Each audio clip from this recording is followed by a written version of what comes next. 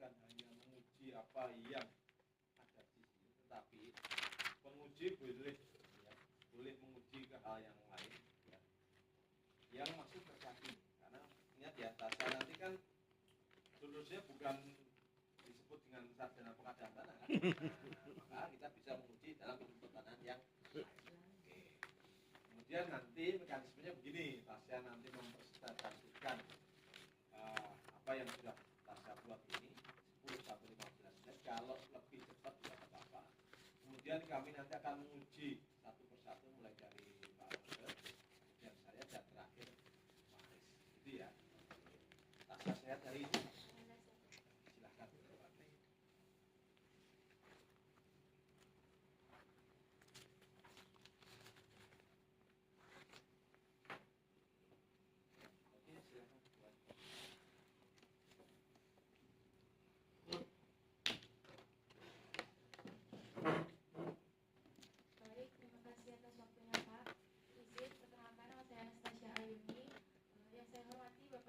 Selaku dosen menguji 1, yang saya hormati Bapak Aris Tiono selaku dosen menguji 2, dan yang saya hormati Ibu Rosia selaku dosen menguji 3.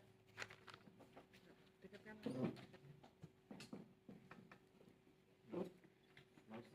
Oh, enggak Adapun ikut. hasil penelitian saya dengan judul skripsi dampak pengadaan tanah terhadap kondisi sosial ekonomi masyarakat pada pembangunan kereta cepat Jakarta Bandung, studi di Desa Tegaluar, Kecamatan Bojong Soang, Kabupaten Bandung.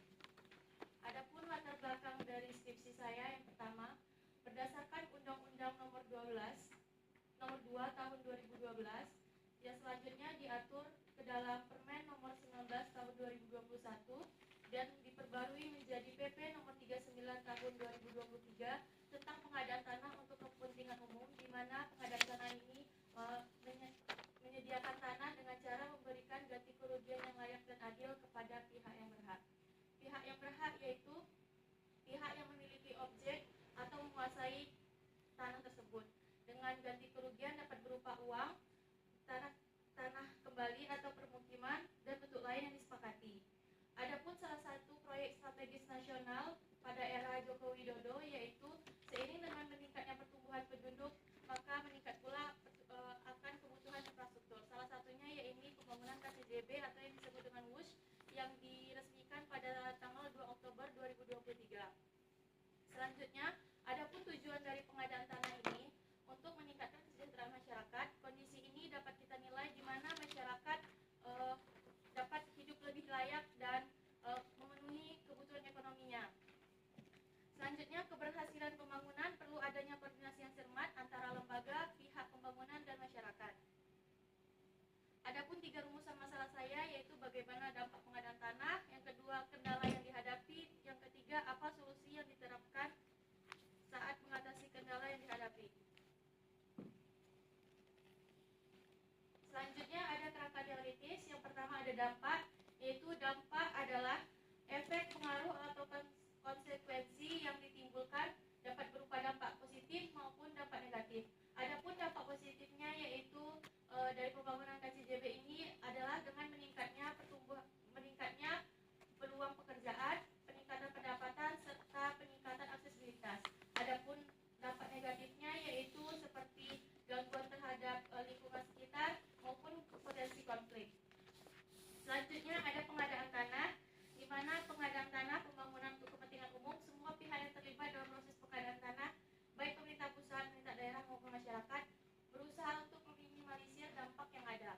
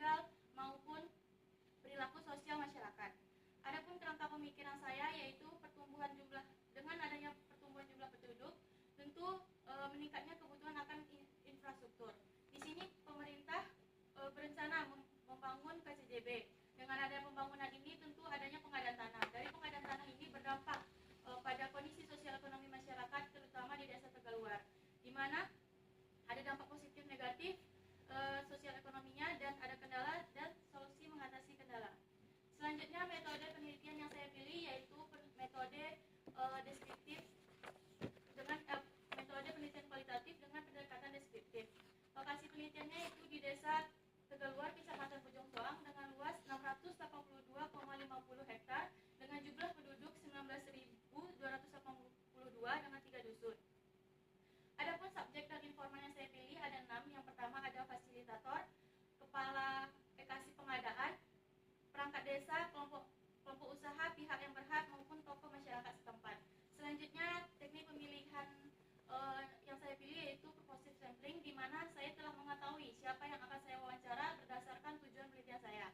Selanjutnya ada teknik dan pengambilan data, yaitu ada wawancara, kuesioner terbuka, alat pencatat, observasi, dokumentasi, dan studi dokumen. Selanjutnya ada teknik analisis data yang terdiri dari 5, yaitu telaah awal seluruh data, reduksi, penyusunan satuan informasi, pengelompokan satuan, dan penyusunan proporsional. Selanjutnya ada gambaran umum lokasi penelitian saya, di mana secara umum desa Tegaluar ini termasuk dalam kawasan urban finger, yaitu transisi dari perdesaan ke perkotaan, di mana dengan adanya transisi ini tentu banyaknya perubahan termasuk kondisi sosial ekonomi masyarakat. Desa Tegaluar merupakan salah satu desa yang terkena pengadaan tanah dengan jumlah 124 lokasi dengan luas 137.806 meter persegi, di mana di sini saya tidak berfokus mengukur dalam satu desa, melainkan dalam radius kurang lebih 3 km dari sekitar stasiun. Adapun dampak pengadaan tanah, kondisi sosial ekonomi, yang pertama itu dampak positif sosial, yaitu peningkatan aksesibilitas, di mana pada gambar ini pada tahun 2015 sebelum adanya pembangunan, jalan ini dapat dilihat kondisi fisiknya kurang baik, di mana hanya bisa dilalui motor saja. Setelahnya ada pembangunan KCJB, kondisi fisik berubah secara nyata menjadi lebih baik, di mana dapat dilalui oleh kendaraan roda 4. Yang kedua, adanya perubahan perilaku sosial, yaitu bertambahnya jumlah pendatang sehingga peningkatan kesadaran masyarakat untuk beradaptasi dan membuka usaha baru. Yang ketiga, ada pemanfaatan uang ganti rugi, di mana beberapa masyarakat dapat memanfaatkan uang ganti rugi dengan cara membeli kendaraan baru untuk usaha seperti ojek. Ada juga yang membuka usaha baru, dan ada juga yang memanfaatkan uang tersebut untuk meningkatkan pendidikan kualitas, meningkatkan pendidikan anaknya.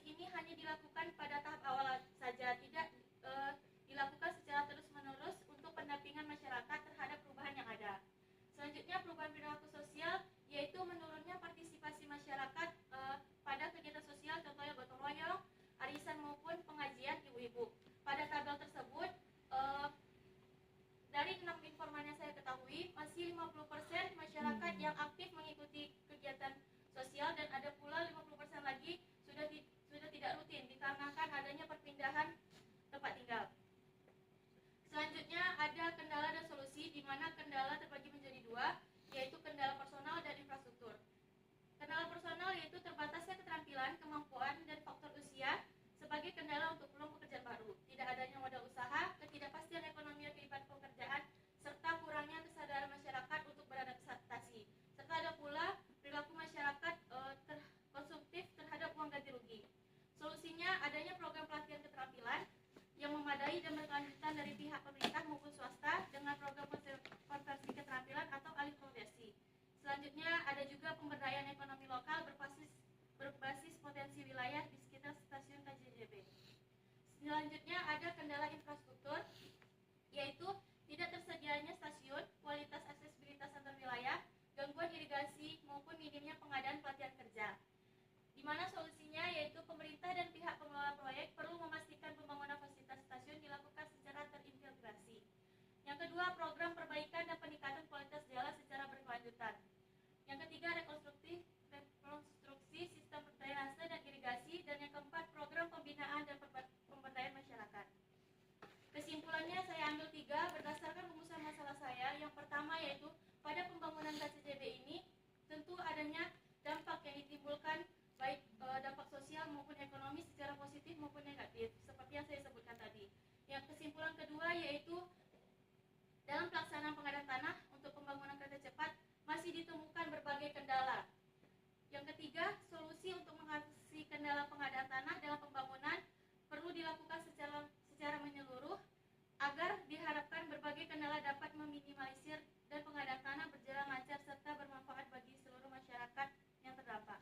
Adapun 3 saran saya yaitu pemerintah, pihak KCIC dan instansi terkait perlu secara aktif menyelenggarakan program pelatihan keterampilan, dan yang kedua, pemerintah daerah bersama pihak pengelola KCIC perlu memastikan pembangunan infrastruktur yang mendukung seperti akses jalan, saluran irigasi dan fasilitas umum lainnya.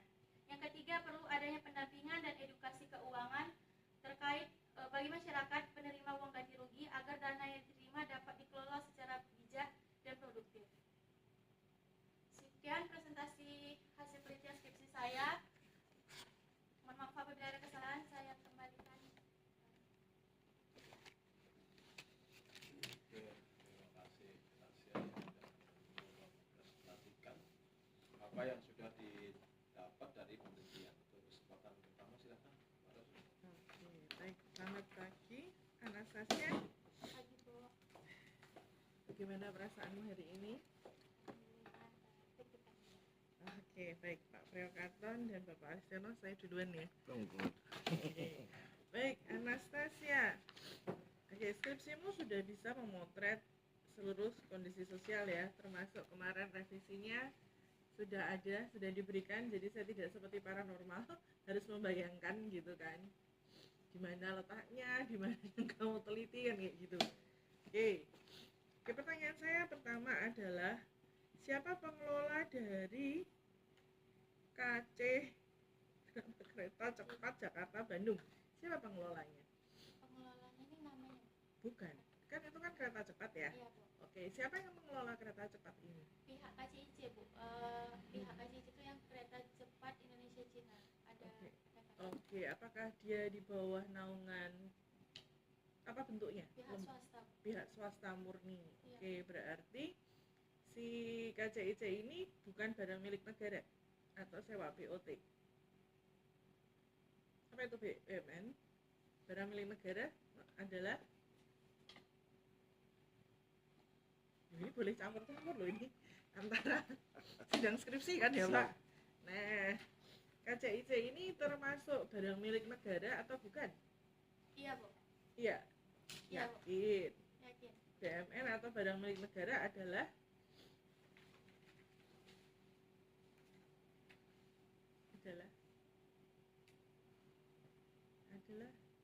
barang milik negara. Apa coba? Ini sangat terkait dengan penelitianmu loh ini. Adalah Oke. BUMN atau barang milik negara adalah seluruh aset negara yang dibeli melalui APBN, seperti itu. Nah itu kenapa saya tanyakan. Satu, nah KCIC itu posisinya kan swasta ya, posisi swasta, makanya kalau stasiunnya milik siapa? Dia stasiun KCIC ini kerjasama antara Indonesia dan Cina, Bu. Karena kan bus ini awalnya di Cina. Manunya, ininya apa namanya, modalnya. Ini, apakah hubungannya begini? Nah, karena kamu di kesimpulan itu kan selalu bilang bahwa pihak KCIC harus memberikan ini. Nah, makanya kita kan melihat dulu nih, sebenarnya KCIC itu siapa kan gitu kan ya. Kalau dia diizinkan di situ, oke, berarti pihak swasta dengan BOT, ataukah kereta dan pengelolanya itu memang dikelolakan pihak swasta tapi seluruhnya untuk waktu terbatas kan kayak gitu kan. Kalau dengan seperti itu, makanya tanggung jawab siapa yang harus melakukan pembinaan terhadap keluarga terdampak kan gitu kan. Nah itu tuh maksud saya, itu ada hubungannya dengan kesimpulanmu sebenarnya gitu. Nah dengan kamu tahu siapa pengelola KCIC, bagaimana peran pemerintah, kan kamu selalu bilang pemerintah harus memberikan ini, terus KCIC harus memberikan pelatihan apa. Makanya saya juga sebenarnya siapa sih pengelolanya kan gitu kan. Ya kan, kalau pemerintah hanya menyediakan tempat, modalnya si KCIC, nah KCIC berapa persen modal pemerintah nih di KCIC kan gitu kan. Itu juga nanti terkait dengan pembinaan UMKM biasanya gitu kan. Biasanya KCIC itu, atau biasanya kan kalau dari KAI itu kan punya UMKM binaan KAI. Nah mereka boleh membuka warung di stasiun gitu. Nah kalau KCIC juga siapa pemiliknya gitu kan, apakah dia akan melakukan CSR juga kan gitu. CSR itu akan salah satunya adalah pembinaan UMKM juga yang dia bisa buka di Tegaluar seperti itu gitu Tasya. Oke, itu hubungannya dengan ini. Nah yang saya pengen tahu, jadi posisinya KCIC itu barang milik negara apa barang milik daerah, atau murni barang milik swasta, atau barang termasuk leasing. Nah itu yang harus kamu ketahui. Tanahnya itu nanti menjadi milik siapa gitu kan. Apakah dia pinjam pakai? Apa itu yang pinjam pakai? Apa itu pinjam pakai? Tanah yang atau tanahnya, oh ya, status tanahnya jadi apa itu? Tasya? Nggak pakai? Nggak guna bangunan? SHF?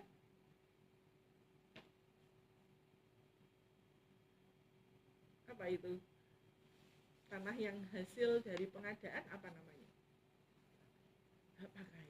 Nah, kalau di situ yang nggak pakainya siapa Tasya? Pihak KCIC. Oke, nggak pakainya KCIC. Betul begitu Pak? Oke, di atas apa? Ayo.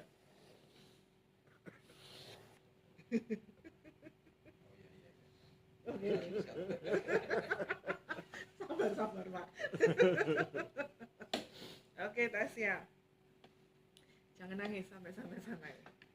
Nah begitu Tasya. Jadi intinya ini tambahan ilmu ya. Kalau kamu mau meneliti tentang KCIC seperti ini, walaupun even kamu hanya melihat dari sisi sosial dan ekonomi, tolong lihat karakteristik dari si asetnya dulu seperti itu. Oh iya, satu lagi, Tegaluar itu, stasiunnya Tegaluar itu fungsinya sebagai apa? Stasiun terakhir atau bagaimana Tasya? Di mana stasiun Tegaluar ini yaitu stasiun pemberhentian terakhir kereta cepat ini, Bu. Kenapa di desa Tegaluar? Karena desa Tegaluar ini sempat menjadi calon ibu kota Jawa Barat sebagai pengganti kota Bandung. Oke. Jadi dan posisi desa Tegaluar juga sangat bersebelahan dengan kota Bandung. Ini langsung kota Bandung. Oke. Tapi kok kayaknya masih terlalu banyak pertaniannya juga ya? Apa yang menyebabkan? Kok beda banget, beda jauh sekali dengan kota Bandung?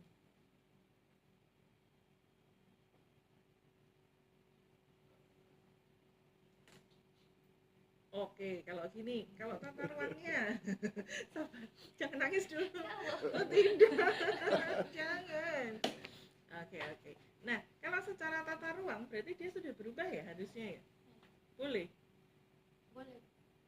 Setelah ada proyeknya, Berarti kalau udah di ketika saya mengambil data ke kantor pertanahan, masalah KKPR atau RDTR-nya sudah sudah clear, sudah semua sudah boleh ya. Berarti memang dia pengembangannya ke arah sebagai perkotaan ya. Iya, Bu. Karena memang seperti saya jelaskan tadi, desa Tegaluar ini termasuk ke dalam urban finger, di mana transisi antara pedesaan ke perkotaan.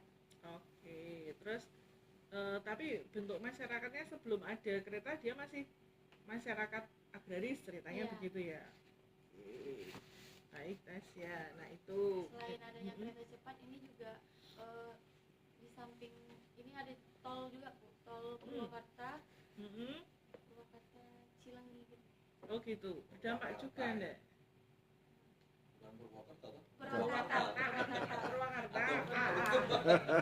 Purwakarta di selatan Tasya. Beda itu dua kota yang berbeda Tasya. Oke, begitu Tasya. Jadi, nah ini kan masalahnya kamu di kesimpulan kan banyak banget ya, bahwa dampak yang beragam. Oke, dalam pelaksanaan pembangunan ini ditemukan berbagai kendala yang menghambat. Oke, tapi kan solusinya kan pada si personal, pelatihan lah, pengembangan soft skill lah. Terus itu tanggung jawabnya siapa gitu kan? Itu ya kita harus tahu dulu Tasya, siapa sih KCIC itu ya kan? Berapa persen sih saham pemerintah ada di situ?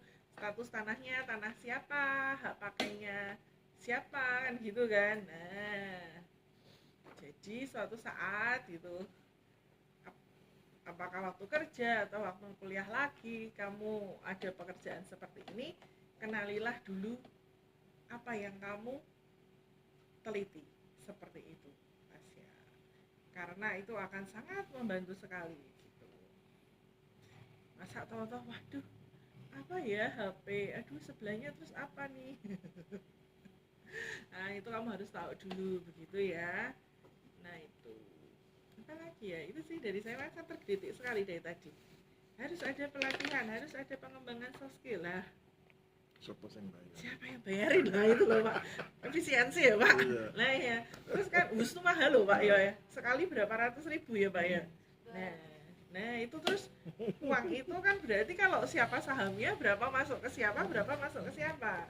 Nah kalau memang di situ Pemda sudah berniat membuat dengan ada RT/RW-nya berubah sejak kapan Tasya?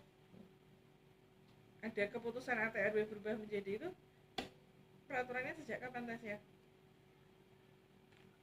Kalau berdasarkan peraturan pengadaan tanahnya masih ikut yang tahun 2012 Bu, UU nomor 2 tahun. Bukan, peraturan perubahan RT/RW dari agraris menjadi boleh untuk perkembangan ibu kota.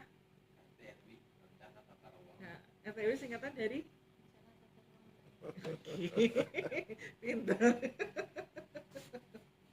Oke, udah pemanasan dulu dengan saya ya Tasya. Baik.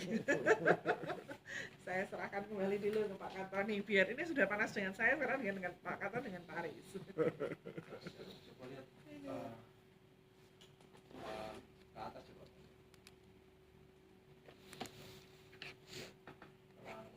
Kerangka pemikiran. Pertumbuhan penduduk, peningkatan masyarakat akan infrastruktur.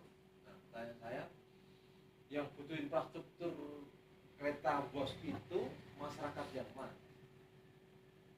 Mungkin sebagai contoh, dengan adanya kereta ini dapat mempersingkat waktu perjalanan gitu antar keluar kota gitu. Nanti masyarakat yang mana?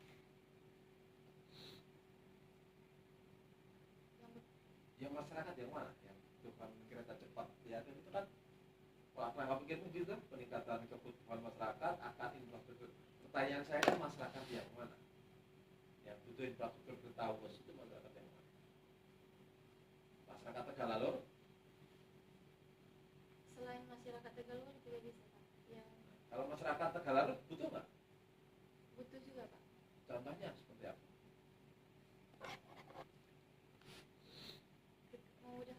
ketika keluar kota gitu.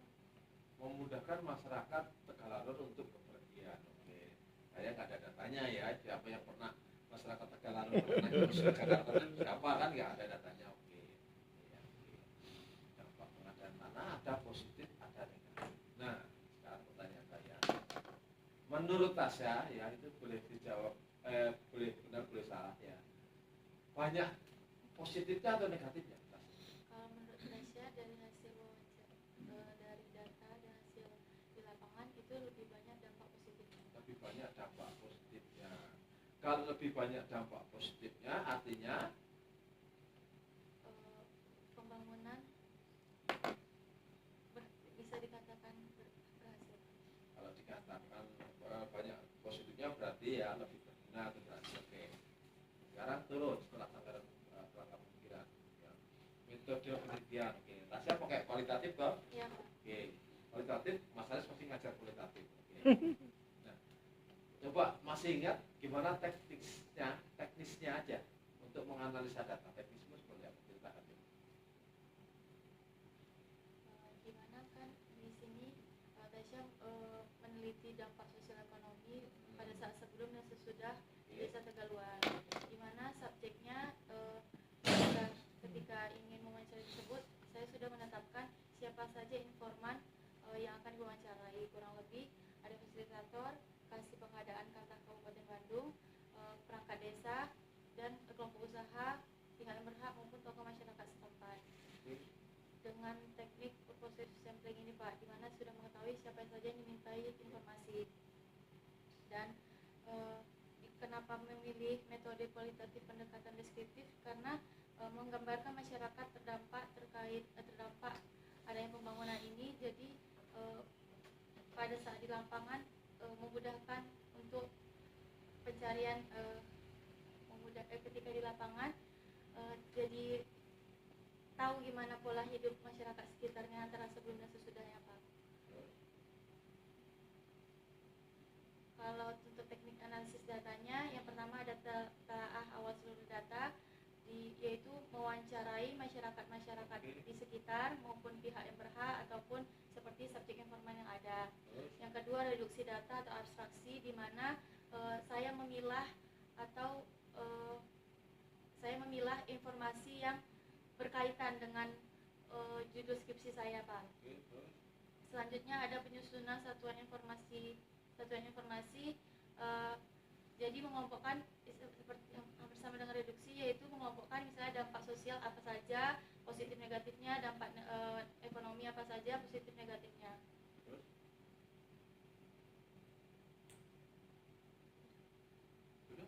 Belum. Masih ada tuh. Belum sampai. Yang kelimanya penyusunan proporsional. Setelah dari data awal yang sudah saya reduksi tadi, sudah saya pilih dan kelompokkan berdasarkan jenisnya, baru saya analisis Pak. Oke. Kamu memvalidasi datanya kemarin kan cerita tuh pakai triangulasi kan? Iya Pak. Itu di posisi mana?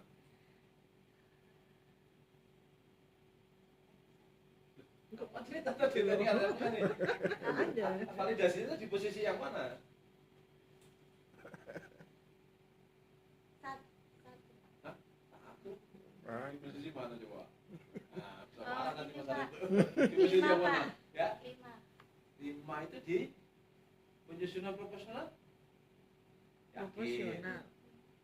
3 dan 4 Pak. Kan kau balik lagi. Oke, nanti diskusikan dengan Mas Aris. Gimana Pak Aris? Turun. Oke, terus oke. Nggak perlu ini, terus. Oke, nah ini sekarang dampak pengadaan tanah terhadap kondisi sosial ekonomi. Satu ya, positif ya, meningkat aksesibilitasnya. Oke.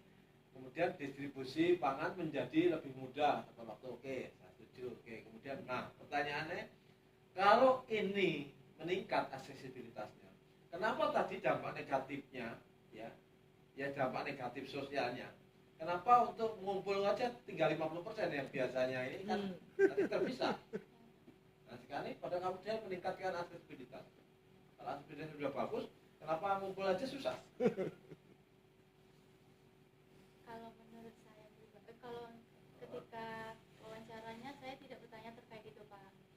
tapi kalau menurut saya pribadi mungkin terkait kesadaran mereka masing-masing Pak, setelah berpindah mungkin jadi lebih malas terkait jarak yang semulanya lebih dekat sekarang lebih jauh karena ada yang berpindah ke kota atau ke desa lainnya gitu. Caranya lebih bagus lah itu kabarnya. Iya. Kenapa dia nggak mau nggak lebih memberikan dampak positif misalkan dengan jalannya bagus dia mudah ke tempat lain. Mungkin salah satunya dia juga udah buka kelompok baru di lingkungan barunya. Oke, terus bahwa dampak pengadaan tanah terhadap ekonomi ya, ekonomi itu kemarin yang kita diskusikan tentang nasibnya si Jajang ya. Nasibnya si Jajang, oke. Nah itu kan ada dari petani menjadi teknisi stasiun. Nah coba apakah di dalam penilaian itu alih profesi itu menjadi salah satu indikator yang dinilai menurut Asa? Iya Pak, karena dari ketika mengukur kesejahteraan masyarakat kan salah satunya adalah kualitas pekerjaan, di mana sebelumnya petani dan sekarang sudah dari teknisi stasiun. Dari informan sendiri merasa bahwa menjadi teknisi stasiun lebih berkembang gitu Pak, dari penghasilan juga meningkat Pak. Pak Rosa, Iya. dalam standar penilaian dia itu nggak? Apanya? Perubahan profesi. Perubahan profesi nggak masuk standar penilaian sih. Nggak masuk sebenarnya. standar penilaian. Oke, maka Kalau mungkin kalau itu masuk, mungkin kalau Mbak Rosa jadi penilaian itu Jajang nggak akan begitu tuh, jadi 1.900.000 menjadi 0. Ya. Karena pasti ganti ruginya akan lebih besar, ya begitu tuh. Oke. kalau penilaian sebenarnya agak bingung juga ya, karena bagaimana dia Ya. menghitungnya. Dan itu menjadi problem Mbak Rosa. Iya. Alih profesi itu kan nggak mudah. Iya. Itu ya, yang dari petani teknisi, wah itu hebat tuh. Itu orang hebat itu, dari seorang petani menjadi teknisi stasiun itu Iya. orang hebat itu. Ya, kemudian Itu petani milenial ya maksudnya. ada yang jangan. Ada fotonya nggak itu? Iya, harusnya pakai foto ya. Kalau wali loh. Sama si Dedi itu bagus tuh. Kerja serabutan menjadi teknisi stasiun tuh, naik grade-nya ya. Tetapi Sri, gimana nasibnya Sri itu? Ya, petani jadi tidak bekerja. Nah itu apakah dia bernasib sama dengan Pak Jajang itu? Kalau Nggak sempat diambil. Apakah karena dia cuma soalnya IRT? dari pendapatannya juga saya mereka kurang berkenan. Los ya, si Sri ya. Oke. Turun. Fitri tapi sangar jadi tukang ojek ya. Nah itu Pintar gambar menggunakan rumah kerta kesempatan itu ya. kalau saya boleh tahu Tasa itu berapa jaraknya dari Radius berapa dia? Itu dekat sekali Pak, nggak nyampe 1 kilo Pak. 1 kilo itu jauh loh. Betul-betul Dekatnya sedekat apa? Mana petanya? Itu lama-lama roboh itu rumahnya kalau gitu. Iya. ini kan stasiun Pak. Ya. Nah ini Oh, iya, Sabar iya, iya. Tasya, sabar. Masih lama kok Tasya. ini kan stasiunnya. Nah posisinya di belakang sini dan di sini yang saya wawancarai di sini Pak, di sini. Ya, yang kerta itu di mana? Yang kerta di mana yang kerta? Kurang lebih Berapa meter? permukiman di situ rata-rata retak Pak, karena getaran. Itu Mas Haris itu belum tersentuh dalam kegiatan pengadaan tanah. Iya. Ih, bus ini ngeri loh ini. Padahal Kan di sini roboh Pak lama-lama nggak itu. Iya. nggak nyampe 5, pokoknya ini adanya jembatan langsung ini banyaknya di sini rumah Pak, di sini rumah, permukiman ini stasiun, jadi nggak nyampe 500 meter juga. Bus itu 100 di atas meter, Mas Haris. nelayan Oh, apa oh. di bawah? Itu kamu rekomendasikan nggak di saran? Oh coba. Penelitian berikutnya. Kita buka saran. Penting Nah, itu. bagus itu. Hancur lama-lama itu nggak dapat juga rumahnya roboh Bentar, itu. posisinya Jadi dia di rata-rata atas ya- apa di bawah? Bus Landed. itu di Stasiun itu landed apa? rata Bu. Di panggung. Seperti Apa namanya kalau di gambar panggungnya? itu Heeh. ya, Nah. ini jalan masyarakat, ini betonnya tuh lebih tinggi untuk stasiunnya Bu. Ini kan Iya. ada beton. Berarti dia melayang di atas tuh Iya, harusnya. Bu. Petanya di atas ya? Oh enggak Pak. Tapi Kayak di daerah diurut begitu di atas ini ya? agak posisinya lebih Oh tinggi. cuma Di atas. posisi tinggi. Tapi tidak di atas ya? Enggak. Tapi tidak melayang. Itu masalah itu di Iya. ternyata pengadaan Getar. oknum itu. Dia nggak dapat apa-apa, rumahnya roboh gitu. Jadi Warga rata-rata terdampak. masyarakat yang saya wawancarai dampak negatifnya kalau enggak karena HO. rumah retak, kebisingan gitu. Itu yang retak Jadi kan rata-rata yang bakal ya, dibayar ganti rata-rata rugi itu retak. kan cuma Iya, yang rata-rata. kena. Kenal. Berapa Tapi kan lama itu? Kondisi Semenjak bos fisik itu dan lain-lain di beroperasi sebelahnya itu sampai kan. Iya, retak berapa? nggak tercover Wah ya. itu malah lama loh itu Kurang Pak. lebih kalau Mengubah dari beroperasi sampai sekarang jantung hampir barang 2 loh tahun, itu, Pak. irama Soalnya jantung. Iya. mulai peresmiannya 2 Oktober 2023. Terus mulai retaknya nggak tahu ya. Enggak, Pak. Oke, nanti disarankan ya. Kereta biasa aja. Itu masyarakat terdampak yang tidak dapat ganti rugi tetapi dia menikmati. Justru terdampak seumur hidup. Iya, justru dapat Iya. ganti ya. Iya. Kereta biasa aja itu mengubah irama jantung, apalagi bus. Nggak ada di saran tuh. Nah, tambah. Boleh diteliti berikutnya Mas. Dia orang mau ambil. Nggak ada. Oh mau skripsi lagi tes ya? S2. Bagus, bagus. Ya, bagus. Itu S2-nya di sini aja lagi. adanya kebisingan, kemacetan. Ini juga tower listriknya di samping rumah Amdalnya. banget, Pak.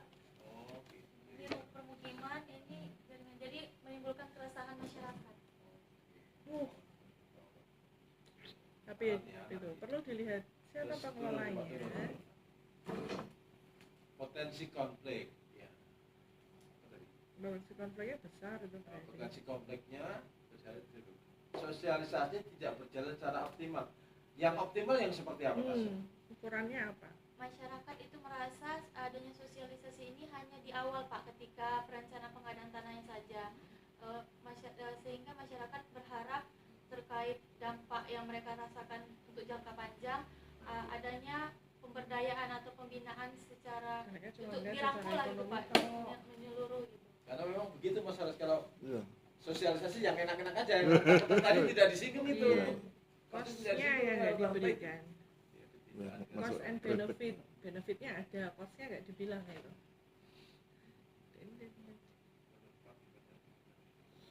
Terdampak luas, Iya. bukan hanya terdampak diambil Beralih profesi ya, titik ternyata nolnya aja. kesulitan ya beralih profesi walaupun nggak banyak ya. Iya, Pak. Oke, turun lagi. Nah, kendala personal dan sinyal. Kalau personal itu terbatasnya kemampuan. Nah itu tadi ya hubungannya dengan yang ditanyakan Pak Roso tadi. Kalau itu bos itu bukan pemerintah, nggak mungkin pemerintah mengadakan alokasi pelatihan itu. Ya. Itu biasanya kalau Garuda itu kan ada CSR tuh, Pertamina ada CSR, biasanya melaksanakan itu. KAI Nah, aja ada. itu KC Kereta Cepat Jakarta Bandung pengelolanya siapa? Itu harus yang mengadakan begitu tuh pengelola itu. Termasuk terdampak lagi. Iya. Duit Yang siapa? terdampak tadi. Jadi kalau pemerintah kayaknya nggak mungkin dah. Karena itu bukan dikelola pemerintah kan. Nah itu nanti di review ulang tuh yang saran pertama itu. Pemerintah malas lah itu dia ada dia nggak mengerti itu dapatnya. Ya. Oke, kemudian tidak adanya modal usaha tadi sudah karena memang bentuknya begitu. Kerjaan ada perilaku konsumsi perilaku konsumsi. Ya yang pernah saya temukan Tasa, kalau perilaku konsumsi itu memang sesuatu yang susah dikendalikan. Biasanya masyarakat itu akan sedikit mendengarkan kalau yang memberi nasihat itu seseorang yang dipandang lebih tinggi, ya tokoh. Gitu. Nah, biasanya kalau yang ngomong bukan itu nggak dipandang. Ya kalau di yang saya temukan di Sawahan itu, Boyolali itu, yang ngomong kepala desa. Baru ada mau yang menurut, misalkan kalau petani sawahnya terkenal dia beli sawah, nah, gitu loh. Itu salah satunya. Itu turun lagi coba. Turun lagi. Kesimpulanmu apa jadinya? Ada 3, Pak, sesuai rumusan masalah saya. Yang pertama, pengadaan tanah tentu berdampak pada kondisi sosial ekonomi masyarakat, baik sebelum dan sesudah, pada dampak positif maupun negatif, seperti yang dijelaskan tadi. Yang kedua, dalam pelaksanaan pengadaan tanah masih ditemukan berbagai kendala, seperti yang kendala personal dan infrastruktur. Yang ketiga, solusi untuk mengatasi kendala-kendala yang dihadapi. Yang diharapkan berbagai kendala dapat diminimalisir dan pengadaan tanah berjalan lancar serta bermanfaat bagi masyarakat terdampak. Oke, saya pikir cukup. Silakan Pak Aris. Oke, terima kasih Pak Katon. Yang saya hormati Ibu Rose dan Pak Katon, saya menyambung ya, saya kan senang belajar dari banyak orang. Tadi Ibu Rose mendalami tentang siapa yang bayar? KCIC itu swasta atau pemerintah? Kalau pemerintah berapa persen sahamnya? Kemudian dari situ saya kemudian berpikir, berarti kan kemudian ada dua kepentingan tas saya, kepentingan publik dan hak individu. Pertanyaan saya, di bagian mana skripsimu bicara tentang kepentingan publik dan di bagian mana skripsimu bicara tentang hak individu?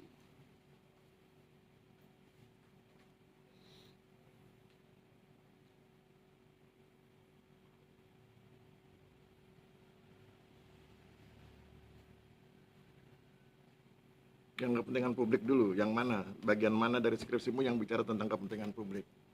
Karena nanti itu dua kan berbenturan tuh ya. Mungkin kepentingan publik di bagian latar belakang Pak menjelaskan seperti adanya pertemuan video tadi, maka dibutuhkan akan adanya salah satunya pembangunan infrastruktur. Terus Kalau yang hak individu, hak individu mungkin jangan gunakan kata mungkin.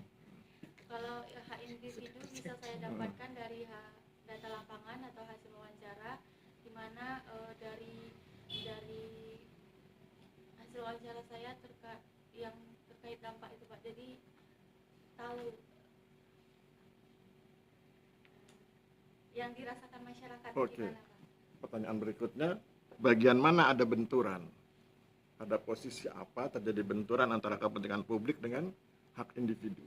Di skripsimu. Potensi konflik ini Pak. Kepentingan publiknya apa? Dalam potensi konflik itu kepentingan publiknya apa, hak individunya apa? Apa yang kemudian berbenturan? Ya seperti yang di potensi konflik, yaitu pemerintah membangun PJJB.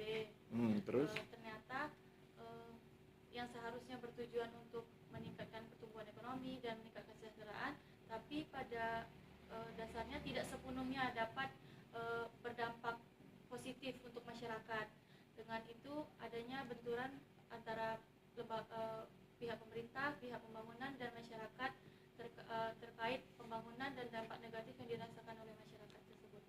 Bagaimana dengan regulasinya? Untuk mengatasi itu ada regulasinya nggak? Regulasi untuk mereduksi potensi konflik. Seharusnya ada Pak. Di bagian mana skripsimu bicara itu? Seharusnya. Di bagian mana skripsimu bicara tentang, oh ini loh Pak Aris, Pak Katon, Bu Rose, ini regulasinya sehingga kemudian bisa diredam. Kalau skripsi saya belum saya sampaikan Pak. Hanya regulasi terkait pengadaan tanah, terkait prasarana dan sarana pembangunan KJJB dan Karena nanti kan ada benturan itu Mbak Tasha. Regulasinya oke ya, pro pembangunan, tapi kemudian implementasi di lapangannya sulit ya, sulit diterapkan, sulit dipahami, banyak ada kesulitan. Terus bagaimana Mbak Tasha menjelaskan benturan antara regulasi yang sangat indah itu dengan kesulitan implementasi? Bagaimana Mbak Tasha bisa menjelaskan regulasi yang indah itu, bahwa ini bisa direduksi potensi konfliknya, dengan realitas di lapangan yang menunjukkan bahwa implementasinya sulit dipahami, sulit dilaksanakan, sulit disepakati. Bagaimana menjelaskannya di skripsi?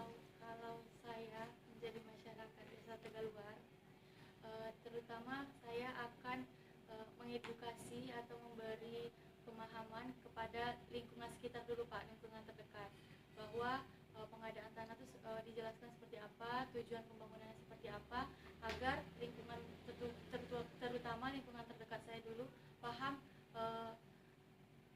berdampak positifnya apa, sehingga dengan itu dapat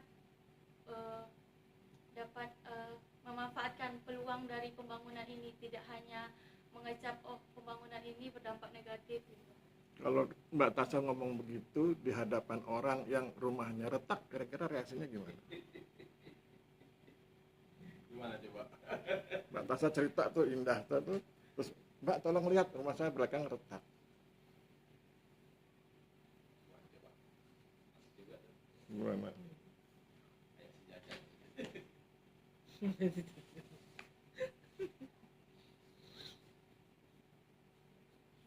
Berarti harus diatur dosisnya ya. Jadi kan kalau kita menyampaikan sesuatu tuh lihat audiensnya, atur dosisnya agar kemudian kita punya empati. baru kemudian kita cari regulasinya, bagian mana dari regulasi itu yang harus dikritisi, bagaimana yang harus diterapkan gitu ya. Kita lanjut Mbak Tasya. Ini kan tentang ketersediaan tanah toh. Dalam rangka ketersediaan tanah maka diadakan pengadaan tanah. Bagaimana dengan aspek spekulasi tanahnya? Ulang. Bagaimana, ada nggak penjelasan di skripsi Mbak Tasya tentang potensi spekulasi tanah? Kalau misalnya ada, mau cerita apa? Maksudnya gimana, Pak? Ini kan Mbak Tasya bicara tentang ketersediaan tanah. Karena ingin adanya tanah yang tersedia, maka dilaksanakan pengadaan tanah. Tetapi kan hidup ini tidak seindah itu. Kadang-kadang ada sahabat-sahabat kita yang lain mengambil kesempatan, itu yang disebut sebagai spekulasi tanah. Bagaimana cara mendeteksi, mengantisipasi aspek spekulasinya itu dalam konteks pengadaan tanah yang di kereta cepat ini? Kepanjangan nanyanya ya. Punya potensi spekulasi tanah nggak di skripsi ini? Ada potensi. Gitu loh. Ada potensi timbul spekulan tanah nggak? Gitu kan sudah tahu tuh tambah apa Pak, tambah calon ibu kota juga ya, mantan calon ibu kota itu. Banyak. Juga perlu fingering. Nah, coba itu. Gimana? Ada nggak cerita tentang spekulasi tanah atau potensi spekulasi tanah? Atau jangan-jangan Mbak Tasya malah nggak tahu spekulasi tanah itu apa? Artinya dulu, definisinya dulu. Jadi curiga kita ya. Apa itu? Kita sudah terlalu dalam tanya, jadi nggak tahu apa itu spekulasi tanah. Apa? Spekulan tanah apa? Oh, Wah, itu pantas. ada kaitannya dengan pekerjaan. Berarti ketinggian nanyanya. Oke.